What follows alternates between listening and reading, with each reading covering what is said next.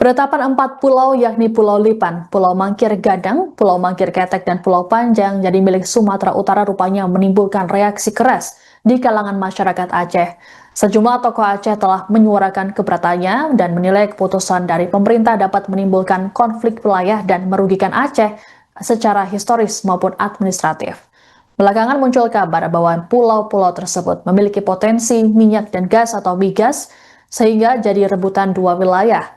Merespons hal tersebut, Direktur Jenderal Bina Administrasi Wilayah Kemendagri, Safrizal, dalam keterangan pada Rabu 11 Juni di kantor Kemendagri Jakarta mengatakan, potensi migas tersebut tak jadi perhatian tim pembakuan rupa bumi yang mengurus status kewilayahan 4 pulau tersebut.